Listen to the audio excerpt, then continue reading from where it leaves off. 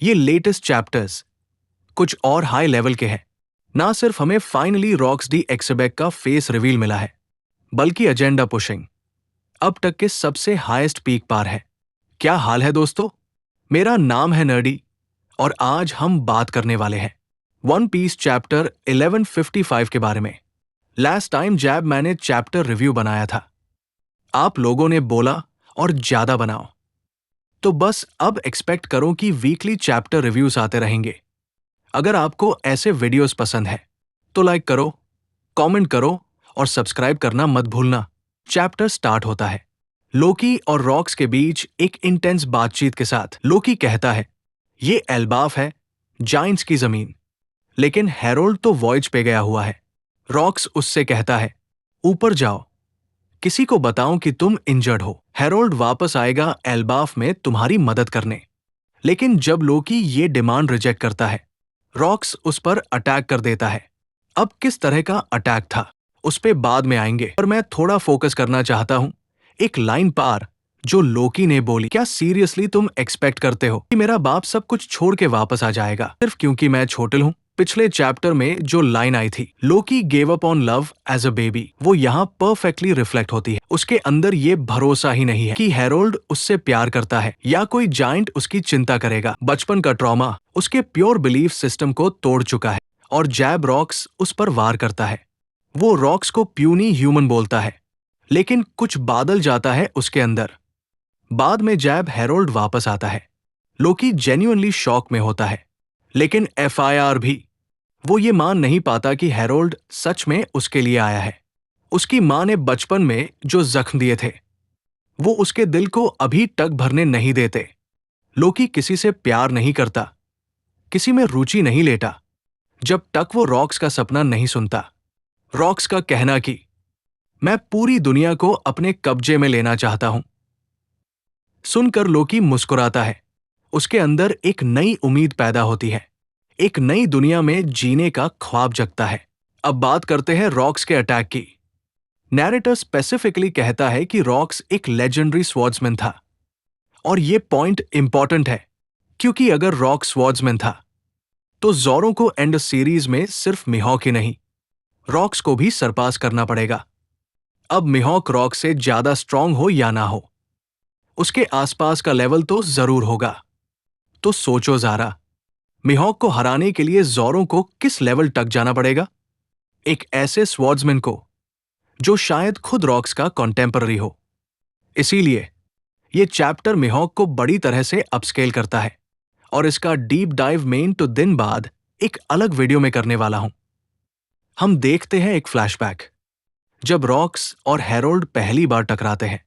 Rocks भाग रहा होता है क्योंकि उसने सिर्फ एक एडमिरल को ही नहीं मारा, और सीधा फ्लावर रूम तक जाता है और ईम्यू से कहता है मैं वापस आऊंगा।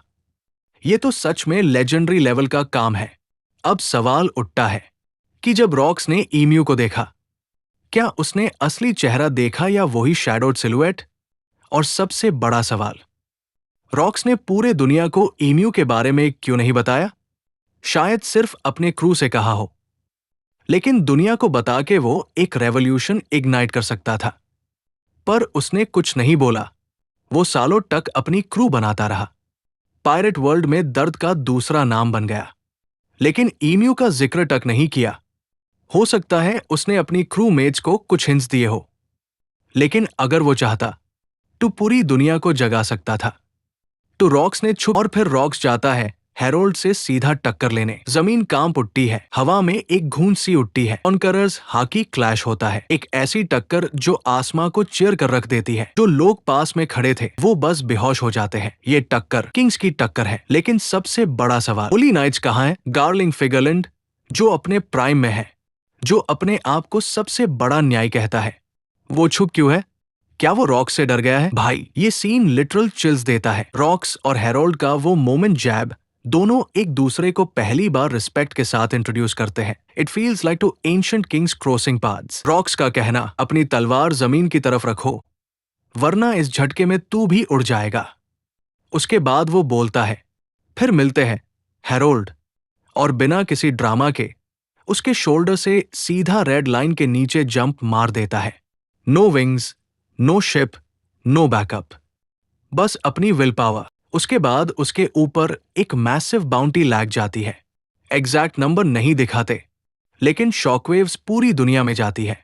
उसके बाद रॉक्स हेवनली ट्रिब्यूट चुराता है, गेट्स ऑफ जस्टिस तोड़ता है और फाइनली अपनी क्रू बनाना शुरू करता है। इसके बाद रॉक्स अपनी क्रू बनानी शुरू करता है ताकि वो अपना वादा पूरा कर सके, मैरी जियोस, अन्ना का और ईम्यू को हरने का। अब यहाँ एक इंटरेस्टिंग बात यह है कि रॉक्स डैवी बैकफाइट का बहुत बड़ा फैन है। हाँ, उसका पूरा रिक्रूटमेंट सिस्टम इसी गेम पार बेस्ड है। वो इसी तरह से अपनी क्रू के लोग चुनता है और फिर रॉक्स निकल पड़ता है एल्बैफ की तरफ ताकि हेरोल्ड को रिक्रूट कर सके। लेकिन हेरोल्ड उसका ऑफर ट्यूरेंट रिजेक्ट कर देता है। वो क्लियरली बोलता है रॉक्स पायरेट्स सिर्फ केओस लेके आते हैं। पर यहाँ ट्विस्ट आता है।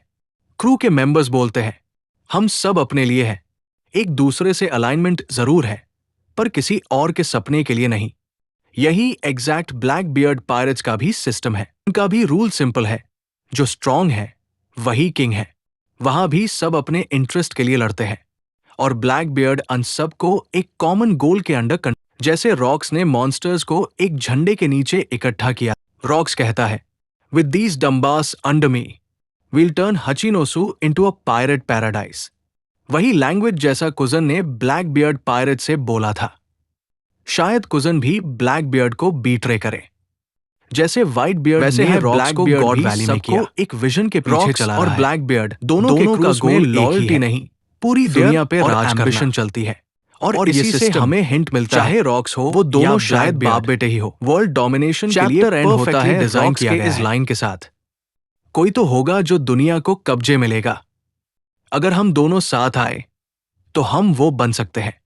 और सोचो अगर ये दोनों एक साथ टीम अप कर लें तो दुनिया पर राज करना कोई दूर का सपना नहीं होगा। हमें पता है कि सालों तक हेरोल्ड ने रॉक्स के हर इनविटेशन को रिजेक्ट किया, लेकिन एक दिन ऐसा आया जब रॉक्स का प्लान फाइनली पूरा होने के स्टेज पार पहुंच गया। और उसी दिन दुनिया में एक धमाका सा हो गया। रॉक्स और उसकी मॉन्स्ट्रस क्रू ने समुंदर में कदम रखा। पूरी दुनिया में हलचल मच गई और चैप्टर यहाँ खत्म हो जाता है। क्या हाई चैप्टर था, एक और solid 10 out of 10, no doubt. मेन जेन्युइनली बहुत टाइम बाद वन पीस से इतना कनेक्टेड महसूस कर रहा हूं। मुझे लगता है ये आर्क ऑलरेडी एगहेड को क्लियर कर चुकी है, और अगर लोकी इस आर्क के बाद सिर्फ एल्बाफ में ही बैठ गया तो काफी वेस्ट होगा। मेरा थ्योरी है या तो गाबन या उसका बेटा मार दिया जाएगा, या एफआईआर उन्हें मेरी जियोस ले जाया जाएगा और फिर लफी वापस जाएगा और लोकी उसके फ्लीट में शामिल होगा बदले के लिए। और फाइनली लोकी किसी ऐसे बंदे को मिलेगा जो उसके लिए सच में केयर करता हो। तो दोस्तों, ये था चैप्टर 1155 का ब्रेकडाउन। अगर आपको ये वीडियो पसंद आई हो तो लाइक, कमेंट, शेयर जरूर करो और चैनल को सब्सक्राइब करना मत भूलना।